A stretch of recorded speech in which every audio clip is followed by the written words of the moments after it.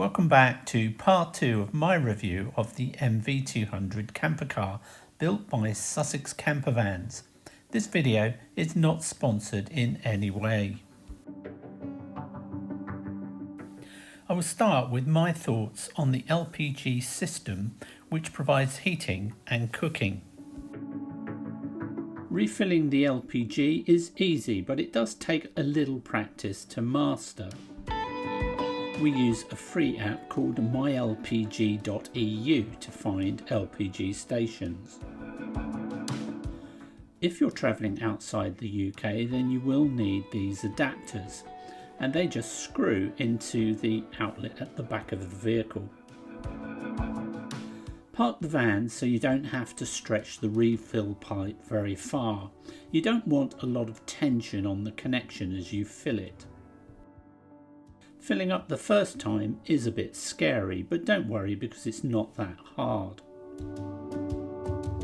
Remove the cap and line the slot in the pipe up with the lugs on the connection.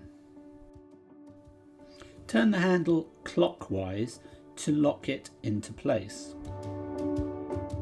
Now you'll need to press and hold the button on the pump, and after a short while the gas will begin to flow. Keep the button depressed until it shuts itself off, and never ever be tempted to try and top it off with a little more, as that is dangerous. Now reverse the procedure and be ready for a loud hiss and escape of gas as you take it off, and that's perfectly normal. The last thing to mention is don't fill the tank up too soon, otherwise you may find the pump will refuse to put any in, or you risk overfilling it. We found that even when you are on your last light on the gauge, you probably have another night left before you'll actually run dry. Our routine is that once we are down to 3 lights on the gauge, we start looking for LPG. We have had the gauge show red even though we just refilled it, and we have had it show as only partly full when we know it was full, but both of these situations just fix themselves. You can sleep in the van with the roof up or down. If it's stormy weather, we always bring the roof down. We've slept with the roof up at -2 degrees C with no problems. Obviously with the roof up you can stand up and cook and make use of the extra storage space above the cab roof. When it's hot, then opening the flap helps with ventilation. We noticed the sun generates quite a bit of heat on the side curtain and on the black glass. Carol made some reflective window shades that keeps the sun's heat out and the warmth from the heating inside the van, and they work really well, and when fitted there is a total blackout. The fly mesh in the roof seems to be small enough to deal with flies, but too big to stop midges. We bought some midge net from a Scottish company online and have attached it using Velcro tabs to provide extra midge protection. We have also made midge nets to cover both sliding doors and the cab windows. We use magnets to hold these nets in place, and also our blackout curtain. We bought the roof boards that allow someone to sleep upstairs, but to be honest I doubt we will actually ever use them, as they do reduce headroom slightly when stacked for transit. Okay, so Carol's now going to go up the roof. This is the first time Carol has actually tried this, so you're seeing it just like I did. I'm just going to keep my hand on that to stop it sliding out. Yeah. How did you just climbed up from here? I think got to sort of step up and sit on it first. And then get yourself in there. You just have to trust that it's going to work. Yeah. Okay. Yeah. So then you take this and film me putting the, so it's running. Yeah. There's the second one. We had a disaster doing this, but more on that later. There's plenty of space. It's quite long and wide. Yeah, it's quite cosy actually. So yeah, there's plenty of room. Okay, tell me when you're ready for me to put the centre one back. Okay, middle one. Hello.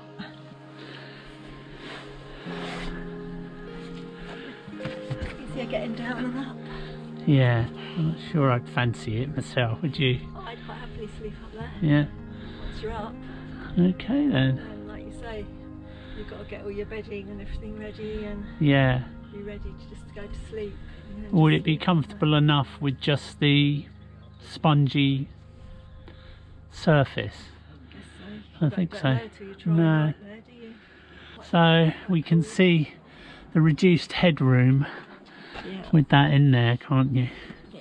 So if you sit normally, It's alright sitting down. yeah, You can still sit here. While you're cooking, you can move this one up here, look, like this, yeah, out the way. yeah. Okay. So it's this one here. So that little demo, folks, cost us our worktop, but we've learnt, the big lesson we have learnt from this is, if you're going to put the roof up for sleeping upstairs, make sure you put these things up first so they're out of the way, because if that thing had dropped then it would have just dropped onto here. Yeah. It wouldn't have broken one. Like this one. Yeah. Okay, so Sussex Campervans can be getting an order for a new top. Yep. This is our table. We went for the freestanding base and we're really pleased we did, because that means we don't have anything in here to stop us putting this new flooring down. So the blank comes out. We've got a little slot on the bottom. It goes in and twists, and then the table obviously has got a thing there, and that's our table. So this is what a table looks like when we're inside the van. It would be a little bit, about half an inch shorter than this, but I think that's quite high, don't you? For inside Well, it is, the van. yeah, and it's a bit unstable on that flooring. Well, Be better on the solid floor. yeah, yeah, it probably would. Yeah. And then the table swivels. It's about right, really, isn't it, for you? Yeah, well, it's slightly high, but then we've got the flooring, so Yeah. yeah. So for the person sitting in the front, that's a little bit too high, I think. Yeah. Anyway, we don't use the table because we prefer to have the extra space, not taking it with us. So we're going to show you how it stores in the back now. So this is how most people carry the table, tucked in behind these seatbelt straps with the pole as well. And then if you look under here, this is the slot where the table is stored, but this bracket that supports the table obviously takes up quite a bit of room, so we prefer not to have that, and we can get more things inside. So as you can see, with the table out the way, there's plenty of space. We've got 2 pairs of Wellingtons in there now, and all the other bits and pieces we like to carry with us. So it's a small trade-off.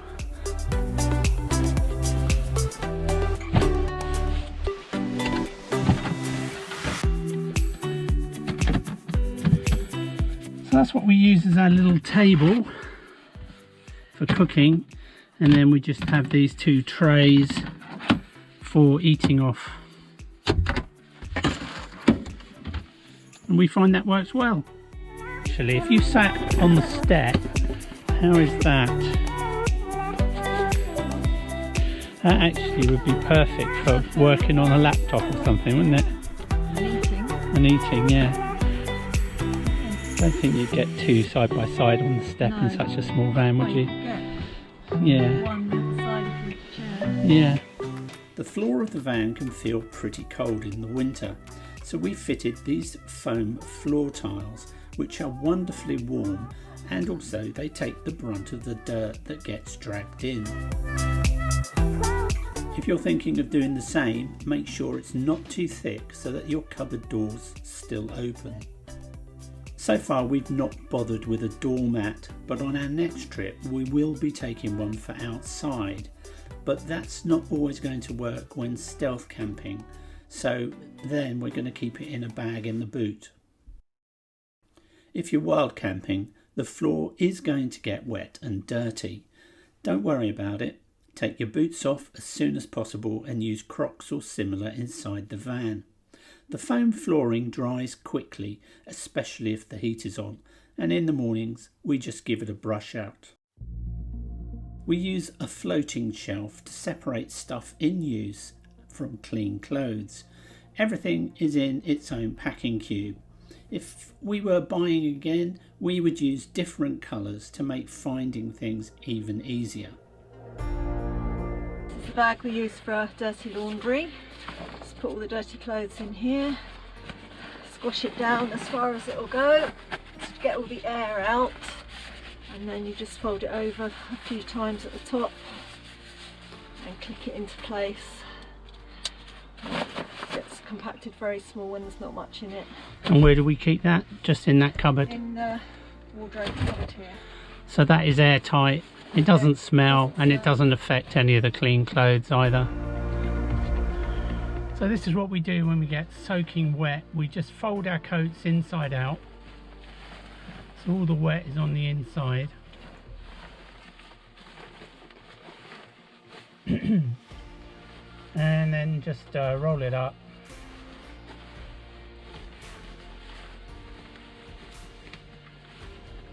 And we stick it in a different bag, same type, which basically traps all the moisture inside that bag. So we'll put two in there, seal them up, and once it's stopped raining and we can hang them out to dry, we'll then get them out, turn that bag inside out, let it dry, and that just gets the coats out of the way, and it stops also all that moisture from the coats evaporating back into the van during the evening. If you have the heating on at night, you can make use of the floor to dry stuff, as all the heat goes under the bed first before rising to warm the van. Keep things clear of the heat event, as we managed to ruin a couple of things that way by accident. This little cupboard right at the back of the van is reachable from inside, so in there I keep a mini toolkit and also an emergency water purification filter. That would allow us to drink water from a dirty puddle if necessary, but I'm not looking to do that. The first aid kit is in there as well. Coming forward, we have the main cupboard where the water is. This is quite deep and has what I call a useful dead space. In here is my mains hookup lead, which has never been used, snow socks, an emergency battery starter, and on top of all that a frying pan, chopping board, collapsible colander, and the all-important ridge monkey. Directly above that is a smaller cupboard we use for paper plates, cling film, foil wrap, measuring jug, etc. Next to that is the cutlery cupboard. Be careful what you put in here, as there are some delicate wires that allow you to light the hob. Moving on to the floor, we have the toilet cupboard, and this contains our bivy loo and what we call a gash box. It has spare bin liners, matches, spare batteries, and all sorts of junk we might need when we're in the van. The cupboard next to that is our food store. Carol uses this pull-out basket for fresh veg. Both of these cupboards also have dead space where you can tuck stuff at the back that might not be needed that often. The fridge is brilliant, and so far we have been running it on its lowest setting. We leave it on from the moment we leave home to the moment we get back. It has a little catch that you can use to prop it ajar for when the van is not being used, and that helps to prevent any mould forming. There is a space behind the driver's seat underneath, and the pee bottles go there. I taped a carrier bag to the end of the unit to hold some of my catheters so they're handy without having to go outside. There's also a drawer underneath the driver's seat, which is useful for various bits and pieces. We wanted to have our spices easy to hand, so I rigged up this little box to test if they will work here, and it's been very good, so we may ask Sussex Campervans if they can alter this for us. On our first trip we took far too much stuff, which we've now pared back to just what we need to be comfortable. Let's start with the ramps. We've not actually needed them that much. Probably they're more important when using campsites, as you can't always choose your pitch. During the day, pitch slightly nose up and the rear bench seat will be more comfortable. At night, pitch flat or nose down, otherwise you'll get a headache from the blood rushing to your head. If you're going to drive on soft ground, then have some slip mats. The van is two-wheel drive and these could save the day. Take a tow rope in case those slip mats or the engine ever let you down. This is a simple tarp that we have adapted to fit the awning rail to give some shade if none is available. When in use, this has absolutely no effect on the height of the vehicle. This wrap holds some ground pegs and a hammer for the tarp. The wheel jack and brace is worth keeping easily accessible, just in case. We also carry two of these emergency triangles to meet European requirements. A collapsible washing up bowl for use on campsites or to do some washing. A multi-use collapsible bucket, mainly used to catch grey wastewater on campsites. We take welly boots in winter but ditch them as soon as possible to get more space when not needed. Half-size boots fit better and the tray is to catch any mud and water after they've been used. These bags contain our 2 chairs and table. They're pricey but really nice to use, and what's more, they fit very well in the rear cupboard.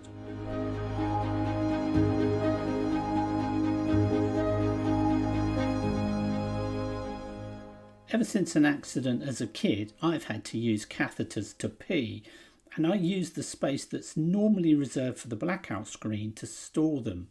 This area is good for medical supplies as it tends to stay cool. Also in this cupboard we have a rechargeable battery operated shower. A 13-pin extension for emergencies if we need to check into a hotel and charge up our gear.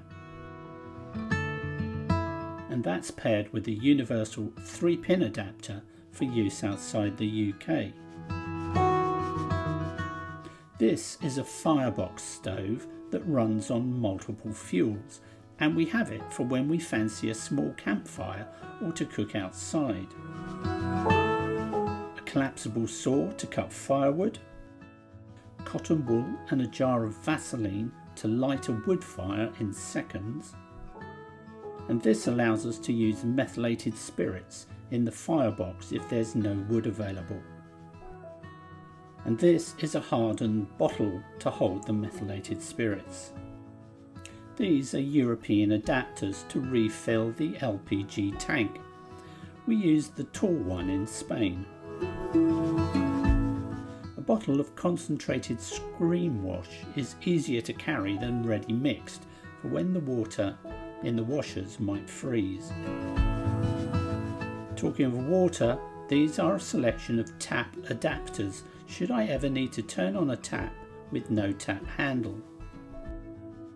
A bungee washing line that needs no pegs, and a 12-volt air compressor and torch in case of a flat tyre. We pack an electric fly swatter for if a fly really begins to annoy me, but I favour a quick spray of fly killer whilst you step outside for a minute. use the garage area to store things we don't need very often. Try to get everything you might need for the night inside the van so you don't have to go outside in your gym jams, because trust me, it's not funny. So that's a quick look at some of the stuff that we take with us on our trips. Join us next time where I'll tell you even more about the little red camper van.